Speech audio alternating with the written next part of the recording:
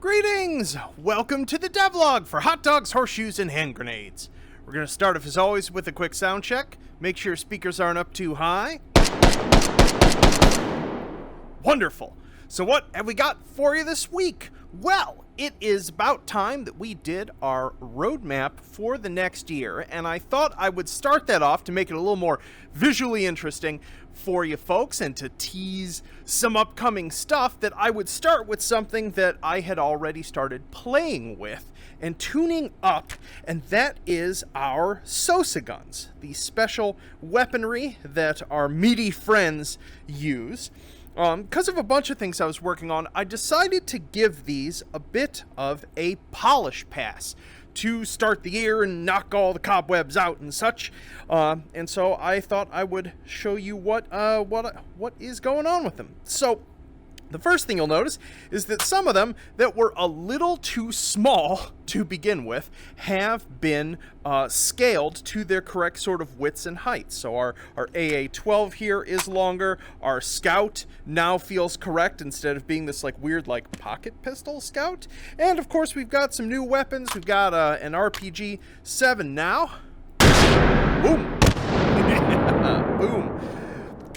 But beyond that, they have all gotten a arm swinger jump, big tune-up. So let's see what has changed. Let's spawn ourselves some quote-unquote volunteers. There we go. Wonderful. Let's grab a couple of these. Where's my new pistol? I just saw it. There it is. Boop. Put you there. Put you there. Put you there. Wonderful. So, the first thing is that all Sosa Guns that should have a foregrip or a stock point now have them, and I recoded that posing system to actually virtual stock with Sosa Guns as well. So I can grab this by its fore now and actually aim it with two hands, and because it has a stock point, it's now significantly easier for me to bring this up and keep it perfectly controlled and actually aim it like a quote-unquote full weapon.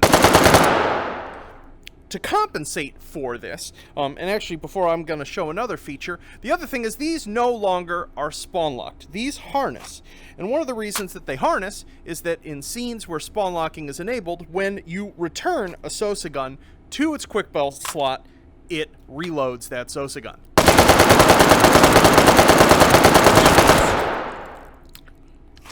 It's going to eventually actually have a reload sound that plays when it goes back to your slot like that, and there'll be a little bit of a cooldown before it finishes reloading. So you won't be able to just drop it in and immediately pull it back out like 0.1 seconds later, and that reload time will vary and be appropriate per weapon. And this is basically to support sort of future gameplay that's more arcadey for people who want to sort of set up various play scenes for themselves and want just like the light, breezy, simple Sosa Guns, so that they effectively have an ammo source that isn't like duplicating them and then having 30 of them on the ground.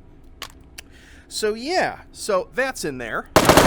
But to compensate for this, especially our higher recoil weapons now, when you don't have them shouldered and the foregripped, you will notice that they will climb much more like a quote-unquote full weapon in H3 does. So you can see the big difference there. Oh, nice one! Drop back to there, reload. So there is those. Obviously, as I said before, we've got ones like the Scout, which has been properly scaled so it doesn't feel quite as stupid. Obviously, because most of these don't have functional irons, or if they have iron sights, they've got very cartoonish irons. These are still designed, at least from a player perspective, to be a short-range and emergency weapon or a sort of fast, close-range arcade play. These are not designed to replace the actual firearms in the game, but I've tried to make them at least a little more sensibly useful. Oh, AA-12, I know you are the thing of nightmares for so many take and hold players. So yeah, so that's that's what's going on with these. And as we turn around here, we have a preview of some other stuff that is being worked on. And I'll talk about this more in a moment in terms of content plans, but we got a whole bunch more types of Sosigs coming in the new year. This is our agent Sosigs that are going to be coming with a take and hold character that is very much action movie themed and is going to be centered around like akimbo pistol combat and things like that. Got a Roaring 20s sort of kind of gangster set in production here with clothing, and we've got some like an Auto 5 and a monitor and Dillinger's Super 38 and such. So, and a whole bunch of stuff I'm not showing you. I just wanted to give you a bit of a tease, taking a look at those.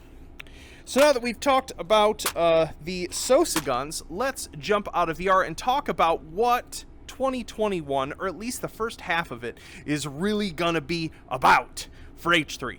Yo! So, hope you're excited for those various Sosa Gun updates. Let's get on to the rest of our 2021 roadmap. I will try not to ramble. So, the core theme of what this year is all about is levels. Is the fact that the systems of the game, after almost 5 years, are mature at this point. There's always going to be tweaking to do, there's always going to be fiddling and little bits of improvements, but I'm finally happy with the core and all of the sort of primary modalities of interaction I'm really pleased with. And so it's time in a big way for me to stop futzing endlessly and get you folks some more content and some more contexts to play in. And so really those levels are going to be of sort of two types. There is take and hold, and there is stuff for the upcoming game planner system. And I know that there's a, one of the challenges of working on this game is the range of audience. There are people who only play H3 to play take and hold at a very, very high level and need that sort of challenge and need environments oriented towards that. And all the way to folks who are like, I just love pulling out my favorite bolt action and sitting on, plink and steel. And that second audience I have definitely neglected in the past year. It's something that I need to rectify. And so to give you an idea of the order that I'm going to tackle things in, I'm going to start with the sort of the longest promised thing, which is getting you folks another take and hold level. I've already started working on adapting the Winter Wasteland level from this holidays into a take and hold level. So very quickly, what does that mean? So pulling out all of the sort of game logic that was specific to that mode, the big screaming robots and such, and then adding in a whole bunch more bunkers because those will function as supply rooms, and then designing, moving towers around, moving sort of checkpoint geometry around to make it make sense for a more nonlinear level, and then importantly, authoring essentially sequences with it. Like that level is huge. It's like 1 kilometer by 1 kilometer, which is way too large for a single 5-hold round of take and hold. It's just way too much walking.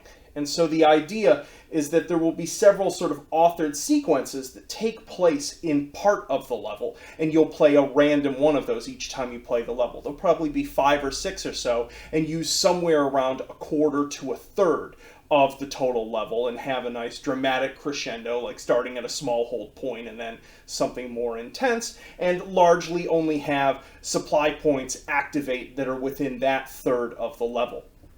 So yeah, so that's the idea for that. And so that's going to come out first, and I've got a surprise Meme-tastic meets new take and hold character to go with that scene when it's ready. And I hope to get that done fairly quickly. It's not going to be the next release most likely, because I need to do a big maintenance and bug release first, but it will be the one after that. Following that, I'm going to shift gears and throw myself back into the game planner system, and instead of trying to get it perfect and get everything absolutely ready for it all at once before I let you folks play with it, I'm going to kind of do the opposite. I realized that I was just never going to get it out if I continued to to follow that plan. I'm going to focus on sort of static range stuff first, actually, instead of bot combat. Even though I'm still working on that, I want to actually first just get it up so you can set down steel, you can make yourself some range courses, and you can score them. Get that functionality done, out to you folks, and get you start playing with it so that I can see how I need to make that tool set work better with content like that, and then expand it to other things. I have this bad habit as a designer, especially because of how many years that I've been working on H3 and how many times I've had to recode systems from scratch because I didn't anticipate something. I've sort of overcorrected a bit when I go to make a new system, which is that I try to be like, no, I need to make every decision ahead of time and do it considered and make sure everything's there so that I don't have to recode everything, which of course means that that thing never gets done and it never even gets out into the world because I'm sort of paralyzed by this anxiety of getting something wrong out of the gate. And I did that a bit overmuch last year looking back, and so I'm going to try to find a healthier middle between those things and allow myself to possibly make a mistake in that and have to correct it. So that's the other side of what this year's content is going to be focused on, is getting the game planner system working with target sequences and things like that, migrating over a couple scenes to it first to make sure that it works so that you can start configuring them, and then over the course of probably the rest of the year, giving a bunch of the longest in H3 range scenes a bit of a tune-up in terms of making them their functionality work for Game Planner and possibly giving them a bit of a visual facelift. I would love to really redo the Friendly 45 range in a slightly different aesthetic that has mainly to have trees that run well. So that I think I would rather make that scene have a bigger fake forest around it and be able to have more targets planted on it without atrocious performance than necessarily sticking to this super realistic but kind of junky looking trees, which are what's in the scene right now. So that's the one that I want to remaster the most. So yeah. And then outside of that, the sort of, these are more secondary, I will slot them in as I have time to around those two big priorities, are some continued Sosa improvements. I tuned a bunch of things during the holiday season and it worked great in terms of their long range fighting and actually sort of internally simulating their weapon stability and how long it takes them to acquire a target. I'm going to keep tuning that. I'd like to make them work, how to put it, a little more... I'd like them to telegraph some of their actions a little more instead of making them all purely continuous the way they are, just because I think that some of their behavior is a little too subtle in that if you don't know that I coded it in there, you might notice it, and that's a design failure in certain ways. In addition, obviously, I need to finish tuning up that streamlined control scheme. There are a few things that folks suggested over the winter break that I've absolutely heard and I'm going to investigate in terms of having an option for quick bolting there. It'll probably be a button on the foregrip. I think that'll work. And in addition to that, probably, oh goodness, there was one other thing. Oh yeah, dropping bolts, sort of migrating over the change that I did for handguns. To those as for closed bolt weapons. So that'll be coming over. And then the last category that I want to talk about, the big M word, is mods. Many of you already know that over the past year, a bunch of systems that sort of were generalized towards modding Unity games. They sort of hot load their content at runtime, called a Bepinex and ModLoader. I'm not great on the whole details of how a lot of it works, because it only really came to prominence when I was super busy during the holiday season, have come out. So there are folks who have been modding in some custom take and hold levels and some other content through it.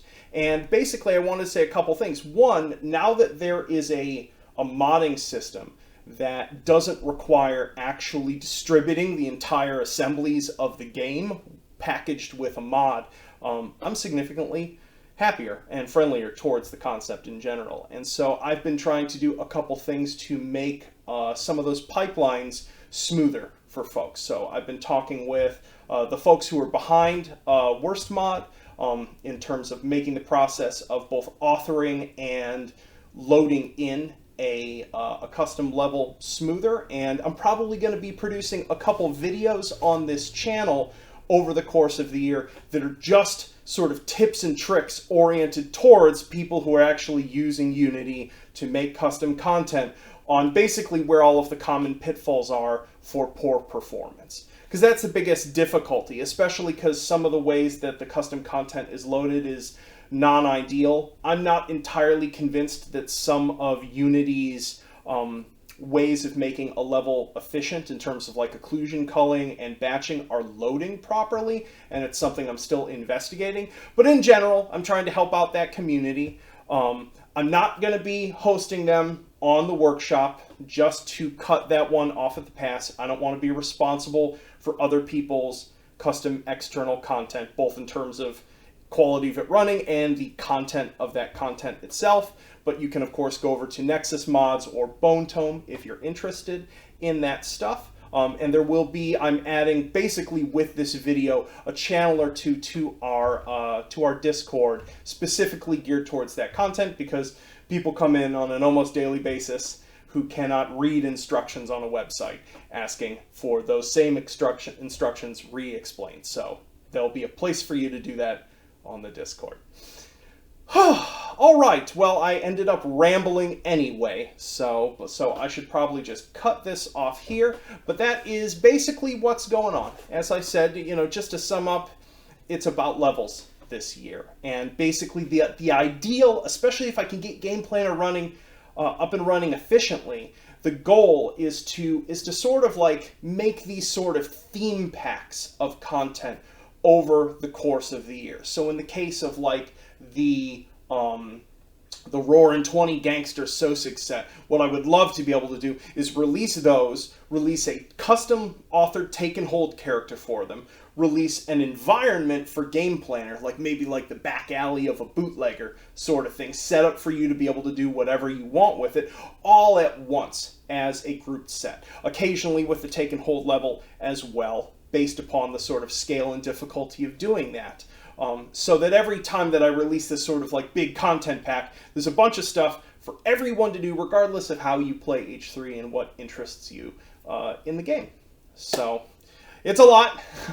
It's ambitious, but it's what I'm taking a swing at this year with the help of a bunch of wonderful and supportive folk.